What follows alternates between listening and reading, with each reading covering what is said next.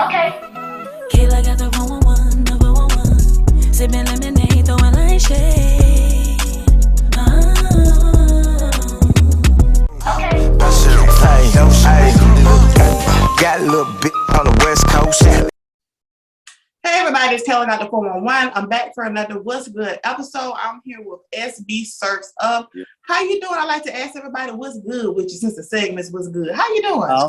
I'm good. I'm blessed, man. I'm enjoying myself, and I'm at the studio networking, so I was just about to say that I like when y'all be doing these interviews in the studio because it shows that y'all working, honey. Exactly. So how have you been like during the pandemic? Like have things been getting normal for you and your team?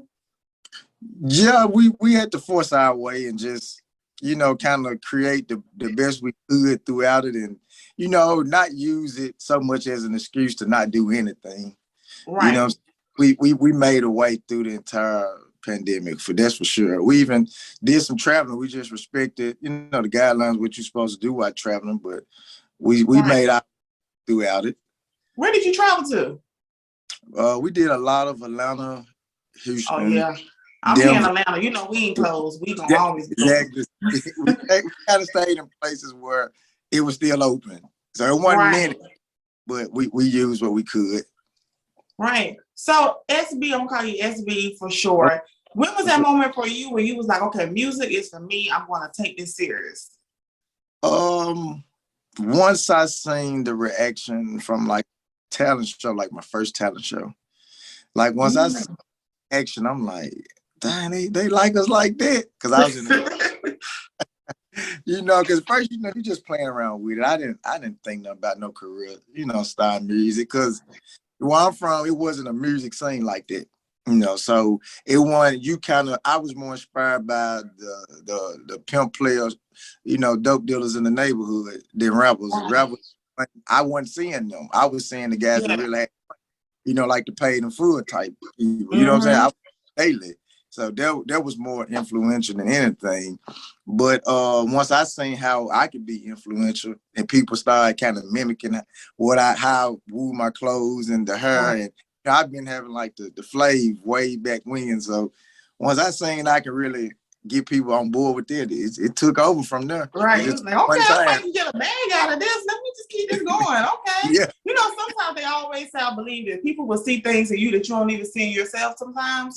So I definitely believe in that. People will be like, okay, they'll see your talent before you even notice your talent. You see a lot of parents, they know their kids are talented and musically inspired when they're a little kid, but you don't really know that until you get older and you kind of grasp it like, okay, I can go somewhere with this.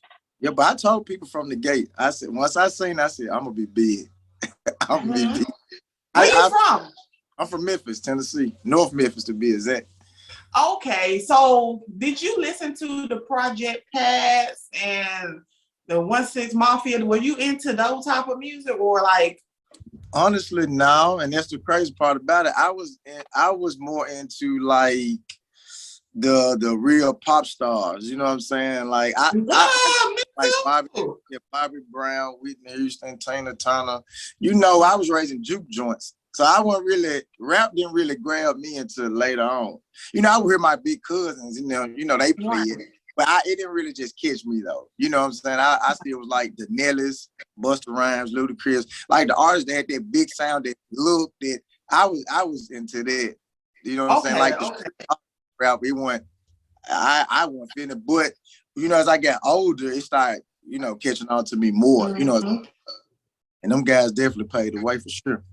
That's dope. You have a wide range of artists that you like too. And I always think having a wide range of artists that you like actually inspires your music and makes your music different. So you don't sound like everybody else. There's no shade to nobody else, but a lot of genres of music are really, really dope. I mean, you listen to Whitney and Bobby and Michael Jackson, they got some bangers. Yeah. NSYNC, Backstreet Boys. What you know about that?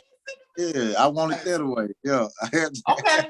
So we're going to figure out, were you team NSYNC or Backstreet Boys? Oh, I think at the time, it was, I don't know. I couldn't pick. Because I was team Backstreet Boys because all of them could sing. Yeah. Man, it's tough. Honestly, I like both groups. What? I don't meet too many black people that be into that type of stuff. So I'm like, all right. I wanted to be in the boy band because of them. I wanted to be like the black rapper, like the white band. Right. See, I appreciate Yeah. that. I tell people all the time, I thought I was gonna roll to be the black Britney Spears, but now that we see Britney Spears, got some issues going on with her stuff. So I'm a little thankful actually. So you used to go by the name Schoolboy. So what made you change your name? I left one label and moved to another one. And then, with just growth and stuff, I wanted to take the boy off of it because that's how I came, So SB is still Schoolboy. I just shortened it. Oh, okay, the more mature. Yeah. Okay, that's dope. I didn't want to be, you get older, you don't want to be boy, Right. So exactly. You try to move. Then it was like a time where it's time to just recreate, revamp everything, even one situation, going to a new one. And just, sometimes you just need the extra little spunk, the little spice to change it up. Yeah, I understand. So you've been doing this for a while. So I'm pretty sure you done seen a lot of things and heard a lot of things. What's one thing that you've learned by being in the music industry that surprised you, shocked the hell out of you pretty much? How controlled it is. Like, like this is, for this to be such a creative space, it's so controlled. So if you really want to be super creative, your road to success is gonna be long like mine, because you want to have so much control of because it's creativity. Now, if you want to just robots and do as you say, I don't know why you need human beings to be creative. If you're gonna just water it down, and the industry is so controlled that I try to explain to artists, like, it's just the control part. Like, people that know what I mean. I get exactly what you're saying, because I was telling somebody about this where I was like, it's gonna take me a little journey to get where I need to be, because ain't nobody gonna shut me up. Ain't nobody gonna censor me. And they really want to polish you and make you marketable for a particular audience. But I feel like the way you build an organic audience is by being yourself. Because people gonna originally see through the fakeness. So, and I think once I started seeing, because I started going in really fast at a young age, and I was like, man, why some of these artists look so depressed? I'm like, damn, why they on TV? They do. But then I started figuring out the contracts and the space they was in. I'm like, oh hell, they can't even look in the mirror at the end of the day. You know what I'm saying? Because they are, and even when you talk about Britney Spears, I'm pretty sure how they control her. Nobody knew. Nobody knew, because they polish you. They'll easily polish an artist and, make them look pretty, kind of like a car. You go to a dealership and the car looks nice and shiny, and you get it home and it's smoky, it don't work no more. Exactly. That's a great way. Yeah, I was like, oh man, this gonna be a long road, because I just don't bend, break, or fold. And that's not like trying to be rebellious, but I can compromise, but I can't let you turn me completely into something that I don't even know who I am no more. I didn't get in the business. You know what I'm saying? That's gonna make it fun, so. Yeah, that leads to my next question too. Sometimes you can have a team and people around you, and they can either break you or pretty much help build you. So what about your team? Do you feel like you have a solid team, or are you still developing your team? Well, I have a solid team. It's like both sides. The team I have now is really great because I was able to create the team. See, with me being in the industry so long, I know exactly what jobs people need and who you would need to help build your career. I'm not the artist like, oh, it's just me and my talent. Now I know it's like 4 or 5 other people that need to be in place to help get me there. So like the team I got now, from my CEO, Drought King Rich, D Mays, my road manager, Lloyd, my road manager, my publicist, Nene, we're building, it's a couple more spaces I need. My guy Meeks, he does a lot of marketing for me. And so I got a couple more spots to fill out, but I think the team is really solid. And it's because, like I said, the way I built it, I didn't build it with people just running to me trying to jump on the wagon because I'm hot at the time of this. I pick people like, you might not know the job, but if you let me teach you the job, would you be willing to do it? And I'm like, okay, bet. Because now I can put the right knowledge in them the correct way. And then, we all move as one. Instead of somebody having a motive you know, they just coming in. All they think about is the money. And I'm not knocking about wanting the money, but in this business, you know, artists go through so much. So let's make it a little bit more about the money and really genuinely care about the artist. You know what I'm saying? Health and all the issues we got to go through while trying to climb this ladder. You know, don't come up just begging and go away, then you run away. Yeah, as soon as that money gone, they gone. Right. Less popular manager, less popular whoever to grow with instead of going for the big ones that just gonna use me and dispose of me. I think they're very, very smart. So I'm gonna make sure I make that a clip because a lot of artists, you know, I've had a lot of artists on this show, and you know, I see, okay, they moving on up, and I always hope for the best for all these artists on this show. Like I hope they are with the right people and people not taking advantage of them and using them. So your latest single called My Little Chick on the West Coast. So we're gonna pretty much get to know you, SB, okay? So I want you to give me an honest impression of women from the East Coast, West Coast, up north, and down south. So we're gonna start with the West Coast since that's inspired by your song. What's your honest impression? The West Coast, they so the vibe like the flavor out there so different. You know what I'm saying? The West Coast give me so much energy, like it's like my third spot. So I don't know, it's just I guess all the variety of people out there, you know, the variety of women.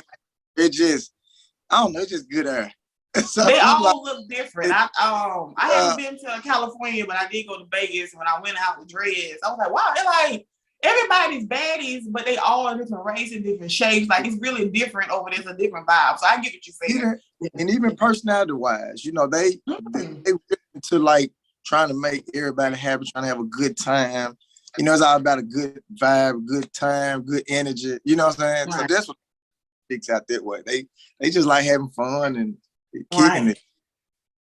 Right. So next, East Coast women. What's your impression of them? What's considered the East Coast? So pretty much, I guess, like the North Carolinas and the Virginias and the South Carolinas. No, not South Carolina. Like North Carolina, like Washington, D.C., DMV, like that area. See, I'm not too familiar because I still have yet to go to the DMV. Now, I've been to North Carolina stuff, but I didn't really care. You know, I didn't really have too much feelings out there. So with the East Coast, I don't really know. I gotta go to what the DMV is about. So you gotta figure out that. Where's some chicks from like Baltimore and DC, you know, that reach out to me on Instagram, like giving me compliments. But I don't really know like how they get down out there though. Right, you ain't really dibbled and dabbled. Okay, got it. Nah, got it. So what about chicks up north? You know, the New York, Jersey. Tough. They tough. Yeah, they really is. Even the guys is. I'll be meeting them. Chicago. Oh my God. They out in the home, man. They just got that you know. He just got like right there at you. Like you gotta just take it, leave it, because that's how they coming. That's the best way to explain it. That's exactly it. Tough, definitely tough. And I'll add to that, they some hustlers. They will come down here with a car and they toothbrush, but for like 6 months, they got an apartment, a new job, everything. So they not spoiled. They not spoiled up north. You know, the way that it's constructed up there, you got to really put in work to get up out of there. You know, so they not spoiled at all up north. Yeah, I agree. And last, women down south. Classic but ratchet. That's oh my God, that's a perfect way to bougie ghetto. Bougie ghetto. Little bougie, little ghetto. Yes. That's a perfect way to explain it. Woman, whatever, she gonna have some slang for you. Trapped out music. It's just what it is. Yeah, that's a perfect way to explain it. So pretty much we're gonna get into your creative process. I like asking artists this, like, what's your whole process? Do you need to go to the studio and you just freestyle out of your music, or do you like to have people in the studio with you to kind of feed off their energy? What's your whole creative process? I'm more of the solo act in the studio. If I was to bring people in, it'd be the work is kind of already done. Because I'm a big energy person. So, you know, I like to just go in and the stuff that's happening in life with me, friends, family, I like to go in and it. So with my engineer, I've been working with my guy Mario at Element Studios. He been recording me like 10 years. You know what I'm saying? So I don't even have to come to him. I can just go in there and he gonna be able to clean it up, chop it how I want it as I'm doing it. So it made it so easy. Then I learned I'm really good at writing. I can put a story together for you. You know, that's no problem. But I just learned with me being melodic, because I'm considered like a melodic artist, because I can harmonize, I can change my use it as an instrument. You know what I'm saying? So it comes out so much better when you just see it and try to write it. Because sometimes you can't write it how you want to see it. So that's a dope explanation. Okay. So pretty much, when you're in the studio, do you ever get like writer's block? Because I asked a lot of people that during the pandemic, and a lot of these artists talked about their mental health where they just couldn't really produce music. Did you go through that? No, because like I said, it's like seriously, it shocks me sometimes. Because I'm like, damn, what I'm gonna do today? And I hear a beat, I'm like, I got something. And I go in there, like I said, I still shock myself to this day. I promise. like sometimes you can sit and think like, well, damn, I ain't writing and I ain't saying nothing. Do I got writer's block? Then I go in the studio, I just go. But like I said, I never force the music out of me. I just let it come out. I play something, I go in there and I'm trying to do it and I ain't sounding right. I say, okay, nah, that ain't it. But we'll come back to that ain't coming out how I want it to come out. You know, I think some artists, they feel forced to create a hit. And I don't do that. I just create music. I don't say I gotta get a hit. No, I just want to create good music. And whatever it comes from out of that, then that's just what comes. I try to tell artists be as natural as possible. If you and your baby mama going through something, why you going to the studio rapping about guns and drugs? You got a full situation. Like if you and your boys just went through something and made it out of it, why are you talking about slapping girls on their ass at the time? Be vulnerable. Yeah, okay. Really on at the time that you can just use. You know what I'm saying? I think so. There's some of the issues. They just seem like I think I'm gonna say the wrong man. Say what you gonna say. Put it together. Do it. Let some people hear it. Then stop being a judge of your own music. You know what I'm saying? Great advice. Yeah. What's your zodiac sign? I'm curious now. I'm Aquarius / Pisces. I'm both. Oh, okay. But are you really Aquarius? I'm Aquarius for sure. Okay, but I'm 17, but I got trace of Pisces because okay, that explains your vulnerability, you know, to express your feelings. Pisces men, they're gonna tell you how they feel. Yeah.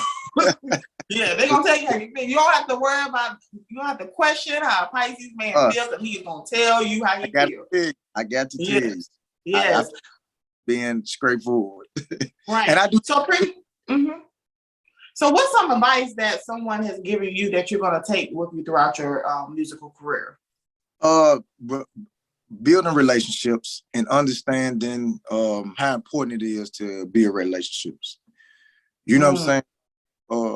Like even with this situation, my publicist, Nene, I've been knowing her since 2011. When she's amazing.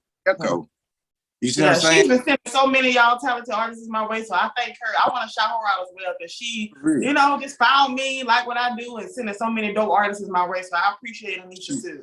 She's super good, and that was a relationship built, like I said, in 2011.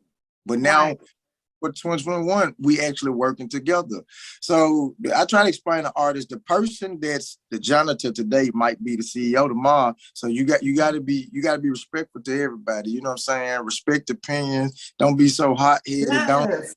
Don't take stuff personal. Everybody gonna have an opinion. It don't mean they right or wrong. That's how they feel. Just because somebody say it's gonna work, that don't mean get crazy on them, or you know what I'm saying, don't work. I agree. Oh my gosh, yes. With relationships, I don't care what social media platform comes about. I don't care what changed about the industry. Respect the DJs and keep building with the DJs. I do not think robots take over to where a DJ would not have a job. DJ is gonna forever play music, so respect them as that, because the TikTok trend is a trend. It doesn't mean it's gonna last forever. So what? And they don't pay these artists that much money neither. My point exactly. But that DJ, I know DJ's been DJing 25 years. They still DJing. You know, they have up. to the bottom, to the middle, back at the top. So those relationships, you got to be able to build them. I mean, and you got to be able to hold tight and not burn bridges. I don't care if you at the top or the top. Never burn bridges. Never know what that might affect.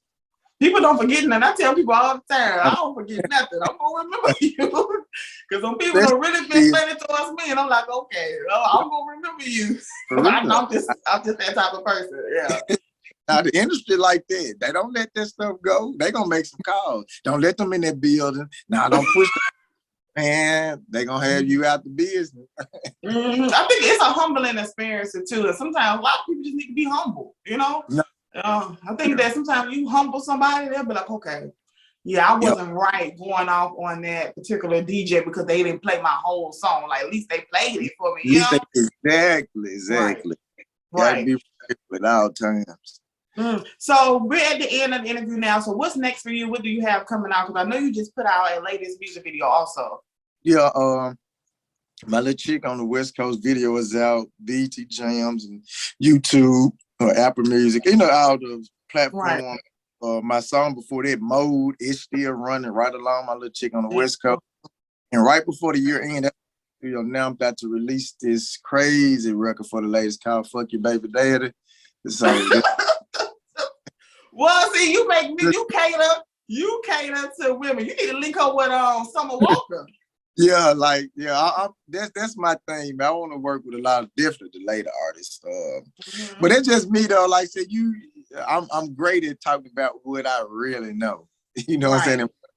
So I get, you know, me and Drake can relate to that. I feel people like he be so simple. Now, like he speaking what he know. That's his that's his thing, and that's mine too, man. People love that.